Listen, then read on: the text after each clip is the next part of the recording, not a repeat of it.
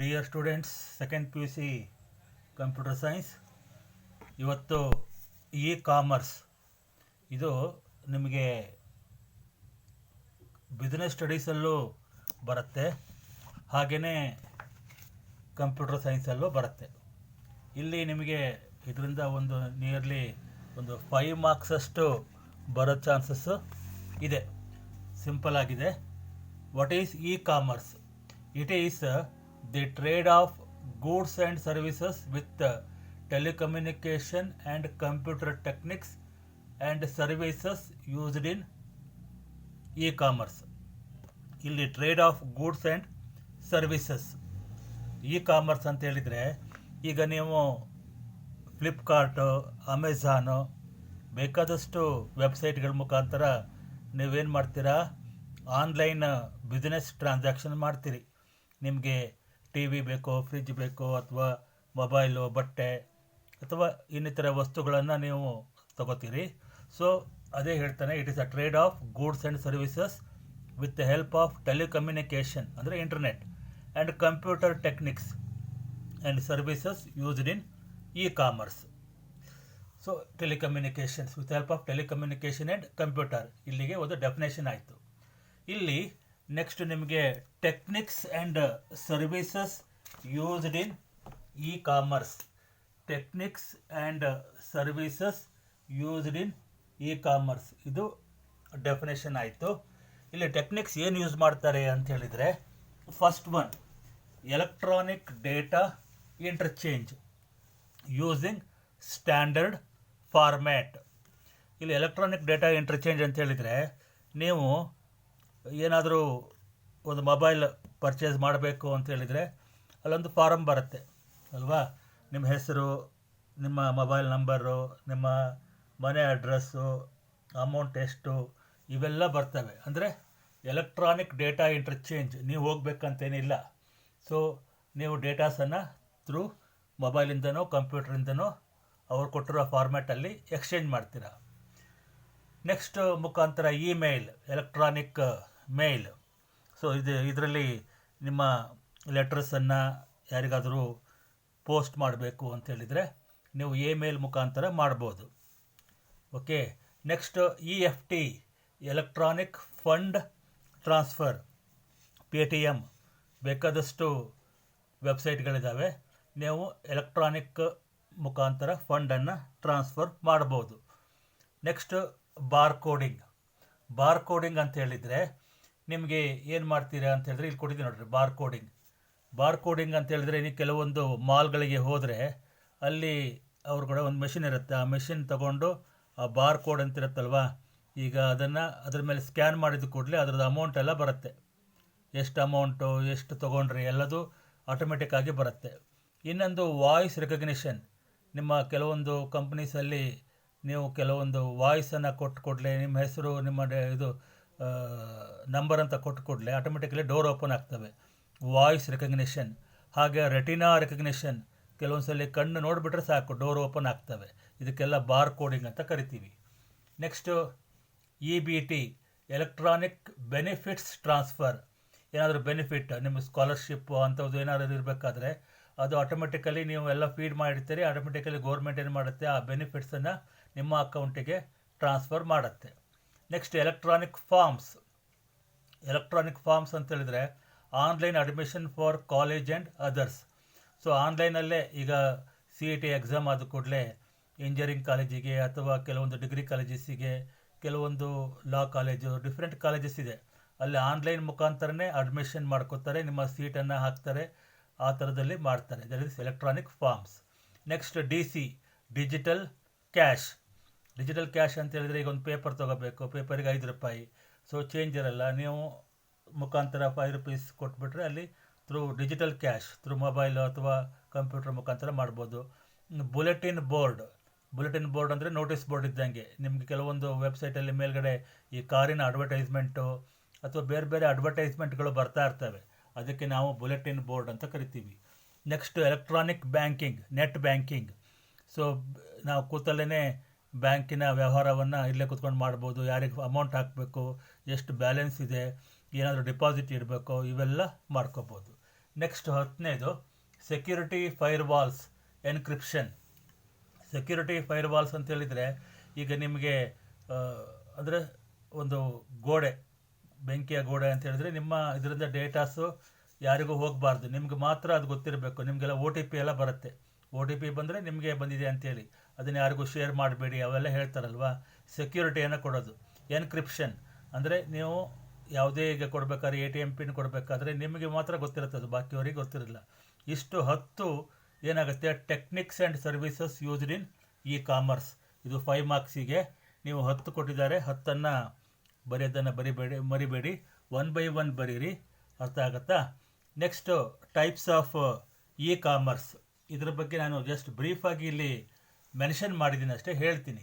B2B ಅಂದರೆ business to business, B2C ಅಂತ ಹೇಳಿದರೆ business to consumer, C2B is consumer to business, C2C is consumer to consumer. B2B ಅಂತ ಹೇಳಿದರೆ business to business, the exchange of services, information and or products from one business to another business partners. Example eBay.com. ಅಂದರೆ ಈಗ business ಅಂತ ಹೇಳಿದರೆ, suppose ಈಗ ನಿಮ್ಮದೊಂದು company ಇದೆ. For example ಒಂದು ಯಾವುದೊಂದು ನೀವು ಬೈಕ್ ಹೋಲ್ಸೇಲ್ ಮಾರಾಟ ಮಾಡೋ ಒಂದು ಕಂಪನಿ.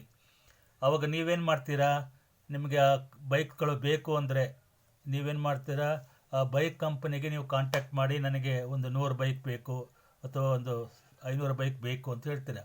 ಯಾವುದಕ್ಕೆ? ಇನ್ನು ದೊಡ್ಡ ಮ್ಯಾನುಫ್ಯಾಕ್ಚರರ್ ಇರ್ತಾರೆ ಅಲ್ವಾ, ಈಗ ಹೀರೋ ಹೋಂಡಾ ಇರ್ಬೋದು, ಯಮಹಾ ಇರ್ಬೋದು, ಅಥವಾ TVS ಇರ್ಬೋದು, ಬೇರೆ ಬೇರೆ ಕಂಪನೀಸ್ಗಳು. ಸೊ ಆ ಕಂಪನಿಗೆ ನೀವೇನು ಮಾಡ್ತೀರಾ, ಬಿಸ್ನೆಸ್ ಟು ಬಿಸ್ನೆಸ್ ಅಂತ ಕರಿತೀವಿ. ಅರ್ಥ ಆಯ್ತಾ? ಸೊ ಇಲ್ಲಿ ನೆಕ್ಸ್ಟ್ ಬಿಸ್ನೆಸ್ ಟು ಕನ್ಸ್ಯೂಮರ್. ಈಗ ನಿಮ್ಮ ಹತ್ರ ಬಂತು 100 ಗಾಡಿನೋ 200 ಗಾಡಿನೋ ನಿಮ್ಮ ಹತ್ರ ಇದೆ. ನಿಮ್ಮ ಹತ್ರ ಒಬ್ಬ ಕನ್ಸ್ಯೂಮರ್ ಬರ್ತಾನೆ ನಿಮ್ಮ ಊರಿಗೆ, ನಿಮ್ಮ ಅಂಗಡಿಗೆ ಬಂದು ನನಗೊಂದು ಬೈಕ್ ಬೇಕು, ಅವನು ಒಂದೇ ಬೈಕ್ ತೊಗೊಳ್ಳೋದು ಅಥವಾ ಒಂದು ಕಾರ್ ಬೇಕು. ಆವಾಗ ನೀವೇನು ಮಾಡ್ತೀರಾ, that is business to consumer. ಅಂದರೆ ಕನ್ಸ್ಯೂಮರ್ ಒಟ್ಟಿಗೆ ನೀವು ಬಿಸ್ನೆಸ್ ಮಾಡ್ಬೋದು. The exchange of services, information and or product from a business to consumer. ಆವಾಗ ನೀವು ಅವನಿಗೆ ಬೈಕನ್ನು ಕೊಡ್ತೀರಿ, ಅದನ್ನು ಎಷ್ಟು ಅಮೌಂಟು ಪ್ರಾಫಿಟ್ ಎಲ್ಲ ನೋಡ್ಕೊಂಬಿಟ್ಟು ನೀವು ಕೊಡ್ತೀರಿ. ಅದು business to consumer. Next consumer to business ಅಲ್ವಾ. Customers directly contact with business vendors by posting their project work with set of budget online, so that needy companies review it and contact the customer directly with bid. The consumer reviews all the bids and selects the company for further processing. Example guru.com, freelancer.com. ಇಲ್ಲಿ ನೀವು business ಮಾಡೋದು consumer ನೀವು ಒಬ್ಬರೇ. ಈಗ for example ನೀವು ಒಳ್ಳೆ class ಮಾಡ್ತೀರಿ ಅಥವಾ ಒಳ್ಳೆ ಏನೋ ಒಂದು ಯಾವುದೋ ಒಂದು ಕೆಲಸವನ್ನು ಮಾಡ್ತೀರಿ, ಯಾವುದೋ ಒಂದು ಕೆಲಸದಲ್ಲಿ ಭಾಳ ನೀವು ನಿಷ್ಣಾತರು, ಅಂದರೆ ಭಾಳ ಎಕ್ಸ್ಪರ್ಟ್. ಆವಾಗ ನೀವೇನು ಮಾಡ್ತೀರಾ, ನನಗೆ ಈ ಥರ ಕ್ಲಾಸ್ಗಳನ್ನು ಮಾಡ್ತೀನಿ ಅಂತ ನೀವು ವೆಬ್ಸೈಟಲ್ಲಿ ಬಿಡ್ತೀರಿ. ಆವಾಗ ಎಲ್ಲರೂ ನೋಡ್ತಾರೆ, ಓಹೋ ಇವರು ಭಾಳ ಎಕ್ಸ್ಪರ್ಟ್ ಇದ್ದಾರೆ ಅಂಥೇಳಿ. ಆವಾಗ ಒಬ್ಬರು ಹೇಳ್ತಾರೆ, ನಾವು ನಿಮ್ಮ ತಿಂಗಳಿಗೆ ಒಂದು 25,000 ಕೊಡ್ತೀವಿ, ಇನ್ನೊಬ್ಬರು 50,000 ಕೊಡ್ತೀವಿ, ಇನ್ನೊಬ್ಬರು 1 ಲಕ್ಷ ಕೊಡ್ತೀವಿ. ಆವಾಗ ನೀವೇನು ಮಾಡ್ತೀರಾ, ರಿವ್ಯೂ ಮಾಡ್ತೀರಿ. ಅಂದರೆ ಯಾರಿಗೆ ಕೊಡೋದು, ಯಾವ ಕಂಪ್ನಿ ಕೊಟ್ಟರೆ ನನಗೆ ಗ್ಯಾರಂಟಿ, ಆ ಕಂಪ್ನಿ ಮತ್ತು ಫೇಕ್ ಆಗಿರಬಾರ್ದು, ಚೆನ್ನಾಗಿರಬೇಕು. ಆವಾಗ ನೀವು ಆ ಕಂಪ್ನಿಗೆ ಓಕೆ ಅಂತ ಕೊಡ್ತೀರಿ. Consumer to business. ಇನ್ನೊಂದು ಏನು ಅಂತ ಹೇಳಿದ್ರೆ, ಫಾರ್ ಎಕ್ಸಾಂಪಲ್ ಈಗ ನೀವು ಏನೋ ಒಂದು ಕಂಡುಹಿಡಿದ್ರಿ. ಏನು ಕಂಡುಹಿಡಿದ್ರಿ ಅಂತ ಹೇಳಿದರೆ, ಈಗ ನೀರಿಂದ ಬೈಕ್ ಓಡಿಸೋದು ಅಂತ ತಿಳ್ಕೊಳ್ಳಿ. ಇದೆಲ್ಲ ಎಕ್ಸಾಂಪಲ್ ನಿಮ್ಗೆ ಅರ್ಥ ಮಾಡಿಸ್ಲಿಕ್ಕೆ ಹೇಳ್ತಿರೋದು. ಅವಾಗೇನಾಗುತ್ತೆ, ನೀರಂತೂ ಬೇಕಾದ ಕಡೆ ಸಿಗುತ್ತೆ. ಅದರಿಂದ ಬೈಕ್ ಓಡಿಸ್ತೀವಿ ಅಂದ ಕೂಡಲೇ ಏನಾಗುತ್ತೆ, ಎಲ್ಲರದ್ದು ಆಶ್ಚರ್ಯ ಆಗುತ್ತೆ ಮತ್ತು ಎಲ್ಲರೂ ಕಾಯ್ತಾ ಇರ್ತಾರೆ. ಕಾದ್ಬಿಟ್ಟು ಅದನ್ನು ನೀವು ತೋರಿಸ್ತೀರ, ಹಿಂಗೆ ಮಾಡ್ತೀನಿ, 100% ಶೂರ್ ನಾನು ಮಾಡ್ತೀನಿ ಅಂತೇಳಿ. ಅವಾಗ ಏನು ಮಾಡ್ತಾರೆ, ಎಲ್ಲರೂ ನಿಮ್ಮನ್ನು ಕಾಂಟ್ಯಾಕ್ಟ್ ಮಾಡ್ತಾರೆ. ಒಬ್ಬರು ಹೇಳ್ತಾರೆ, ನಿಮ್ಗೆ 1 ಕೋಟಿ ಕೊಡ್ತೀವಿ, 100 ಕೋಟಿ ಕೊಡ್ತೀವಿ, 1000 ಕೋಟಿ ಕೊಡ್ತೀವಿ, ಎಷ್ಟು ಕೋಟಿ ಬೇಕಾದ್ರೂ ಕೊಡ್ತೀವಿ, ನಮಗೆ ಅದು ಫಾರ್ಮುಲಾ ಕೊಡಿ ಅಂಥೇಳಿ. ಆವಾಗ ನೀವೇನು ಮಾಡ್ತೀರಿ, ಯಾರು ಕೊಡ್ತಾರೋ ಅವರಿಗೆ ನಿಮ್ಮ ಟೆಕ್ನಾಲಜಿ ಅಥವಾ ಫಾರ್ಮುಲಾವನ್ನು ಕೊಡ್ತೀರಿ. That is consumer to business. ಇದು ಎಕ್ಸಾಮಿಗೆ ಬರೀಬೇಕಂತೇನಿಲ್ಲ, ಅರ್ಥ ಮಾಡ್ಕೊಳ್ಳೋಕ್ಕೆ ಬರೀರಿ. ನೆಕ್ಸ್ಟ್ ಕನ್ಸ್ಯೂಮರ್ ಟು ಕನ್ಸ್ಯೂಮರ್ ಅಂದರೆ ನಿಮ್ಮ ಫ್ರೆಂಡ್ ಸರ್ಕಲಲ್ಲೇ. ಫ್ರೆಂಡ್ ಸರ್ಕಲ್ ಅಂತ ಹೇಳಿದ್ರೆ, ಈಗ ಮಾರಿಬಿಡಿ OLX. ಈಗ ನಿಮ್ದು ಯಾವುದೋ ಒಂದು ಬೈಕ್ ಇದೆ, ಆ ಬೈಕು ನಿಮಗೆ ಅದು ಬೇರೆ ತೊಗೋಬೇಕಾಗಿದೆ, ನೀವೇನು ಮಾಡ್ತೀರಾ, ಓಲೆಕ್ಸಲ್ಲಿ ಅದನ್ನು ಡಿಸ್ಪ್ಲೇ ಮಾಡ್ತೀರಿ, ಈ ಬೈಕು ಹೀಗಿದೆ, ಕಂಡೀಷನ್ನು ಇಷ್ಟು ರೇಟು ಅಂತೇಳಿ.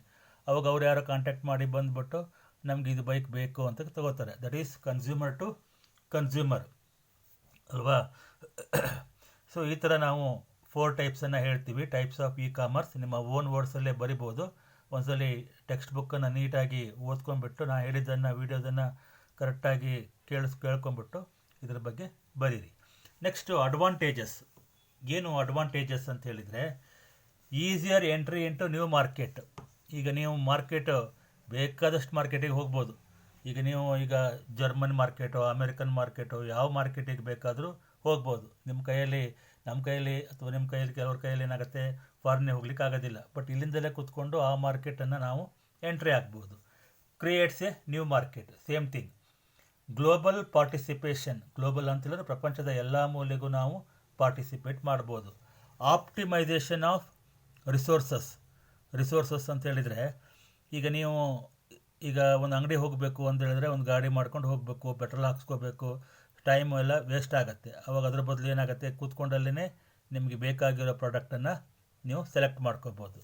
Reduce time to complete business transaction. So ಬೇಗ ಅಲ್ಲಿ ಹೋದರೆ, ನೀವು ಅಂಗಡಿಗೆಲ್ಲ ಹೋದರೆ ಅದು ಇಷ್ಟ ಆಗುತ್ತೋ ಇದು ಇಷ್ಟ ಆಗುತ್ತೋ ಅದೆಲ್ಲ ನೋಡ್ಕೊಂಡ್ಬಿಟ್ಟು ಸುಮ್ಮನೆ ಟೈಮ್ ವೇಸ್ಟ್ ಆಗುತ್ತೆ. ಬಟ್ ಇಲ್ಲಿ ಟೈಮು ವೇಸ್ಟ್ ಆಗೋದಿಲ್ಲ. Buyer makes A buying decision. ಈಗ ನೀವು ಕೆಲವು ಸಲ ಏನು ಮಾಡ್ತೀರಾ, ಮನೆಗೆ ಪ್ರಾಡಕ್ಟ್ ಬಂದ ಮೇಲೆ ಕೆಲವೊಬ್ಬರು ದುಡ್ಡನ್ನು ಕೊಡ್ತಾರೆ. ಪ್ರಾಡಕ್ಟ್ ಸರಿ ಇದ್ದರೆ ಅಥವಾ ಬಂದಿದೆಯೋ ಇಲ್ಲ ಚೆಕ್ ಮಾಡಿಕೊಂಡು ಆಮೇಲೆ ನೀವು ಅಮೌಂಟನ್ನು ಕೊಡ್ತೀರಿ. ಅಕಸ್ಮಾತ್ ಸ್ಯಾಟಿಸ್ಫೈ ಆಗಿಲ್ಲ ಅಂತ ಹೇಳಿದ್ರೆ ವಾಪಸ್ ಕೊಡ್ಬೋದು. ಬಟ್ ಬಾಕಿ ಅಂಗಡಿಗೆಲ್ಲ ಹೋದ್ರೆ ಏನಾಗುತ್ತೆ, ಒಂದ್ಸಲ ತೊಗೊಂಡ್ಮೇಲೆ ವಾಪಸ್ ತೊಗೊಳ್ಳಲ್ಲ ಅಂತ ಕೆಲವರು ಕಿರಿಕಿರಿ ಮಾಡ್ತಾರೆ. ಇಂಪ್ರೂವ್ಡ್ ಮಾರ್ಕೆಟ್ ಇಂಟೆಲಿಜೆನ್ಸ್ ಅಂದರೆ ನಿಮಗೆ ಯಾವ ಮಾರ್ಕೆಟಲ್ಲಿ ಎಲ್ಲಿ ಚೀಪ್ ಸಿಗುತ್ತೆ ಅನ್ನೋದು ನಿಮಗೆ ಕುತ್ಕೊಂಡಲ್ಲೇ ವೆಬ್ಸೈಟಲ್ಲಿ ಮಾಡ್ಕೋಬೋದು. ನೆಕ್ಸ್ಟ್ EDI, ಇಲ್ಲಿ ಬಂದಿತ್ತು ನೋಡಿ, electronic data interchange. Same. Receives purchase order. ನೀವೇನೋ ತೊಗೊಂಡ್ರೆ ನಿಮಗೊಂದು ಆರ್ಡ್ರ್ ಕೊಡ್ತಾರೆ. ಕೆಲವೊಂದು ಅಂಗಡಿಯಲ್ಲಿ ನಿಮಗೆ ಬಿಲ್ಲೇ ಕೊಡಲ್ಲ, ಬಟ್ ಇಲ್ಲೇನಾಗುತ್ತೆ, ಬಿಲ್ಲು ಬಂದ್ಬಿಡುತ್ತೆ, ಪರ್ಚೇಸ್ ಆರ್ಡರ್.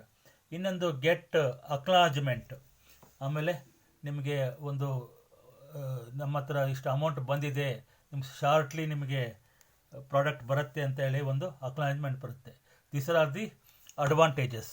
ಹಾಗೆಯೇ ಡಿಸ್ಅಡ್ವಾಂಟೇಜಸ್ ಅಂದರೆ ಏನು? ಡಿಸ್ಅಡ್ವಾಂಟೇಜಸ್ ಅಂತ ಹೇಳಿದರೆ, ಕೆಲವೊಂದು ಸಲ ಇಲ್ಲಿ ಬರೆದಿಲ್ಲ. ಡಿಸ್ಅಡ್ವಾಂಟೇಜಸ್ ಏನಾಗುತ್ತೆ ಅಂತ ಹೇಳಿದರೆ, ಇಲ್ಲಿ ನಿಮಗೆ ಬೈಯಿಂಗ್ ದಿ ಪ್ರಾಡಕ್ಟ್, ಅಲ್ಲಿ ಇರೋ ಪ್ರಾಡಕ್ಟೇ ಇಲ್ಲಿ ಬರೋ ಪ್ರಾಡಕ್ಟೇ ಬೇರೆ ಆಗಿಬಿಡತ್ತೆ. ಅವಾಗ ಏನಾಗುತ್ತೆ, ನಿಮಗೆ ಕಿರಿಕಿರಿ ಆಗುತ್ತೆ, ಮತ್ತೆ ನೀವು ವಾಪಸ್ಸು ಹಾಕಬೇಕು, ಇದೆಲ್ಲ ಸಮಸ್ಯೆಗಳು ಆಗ್ತವೆ. ಆಮೇಲೆ ನಿಮಗೆ ಈಗ ಬರೀ ಮನೇಲಿ ಕೂತು ಏನಾಗುತ್ತೆ, ಸೊ ಬಾಡಿ ಗೆಟ್ ಪೇಯ್ನ್ ಅಥವಾ ಎಕ್ಸಸೈಸ್ ಆಗೋದಿಲ್ಲ. So that some people like to go to the ಹೊರಗಡೆ ಹೋಗಿ ತಗೋಬೇಕು ಅಂತ ಲೈಕ್ ಮಾಡ್ತಾರೆ. ಈ ಥರ ಕೆಲವೊಂದು ಡಿಸ್ಅಡ್ವಾಂಟೇಜಸ್ಗಳಿದ್ದಾವೆ. ಸೊ ಟುಡೇ ನಾನೇನು ಹೇಳಿದೆ ನಿಮಗೆ, ಇ ಕಾಮರ್ಸ್ ಬಗ್ಗೆ ಡೆಫಿನೇಷನ್ ಹೇಳಿದ್ದೀನಿ, techniques and services used in e commerce, ಆಮೇಲೆ types of e commerce, advantages of e commerce ನೀಟಾಗಿ ಬರೀರಿ. ಸೊ 5 ಮಾರ್ಕ್ಸಿಗೆ ಕೇಳ್ಬೋದು. ಹಾಗೆಯೇ ಎಲ್ಲರೂ ಲೈಕ್ ಮಾಡಿ, ಹಾಗೆಯೇ ಸಬ್ಸ್ಕ್ರೈಬ್ ಮಾಡಿ, ಶೇರ್ ಮಾಡಿ. ಏನಾದರೂ ಡೌಟ್ ಇದ್ದರೆ ಕಾಮೆಂಟ್ ಸೆಕ್ಷನಲ್ಲಿ ಹಾಕಿ.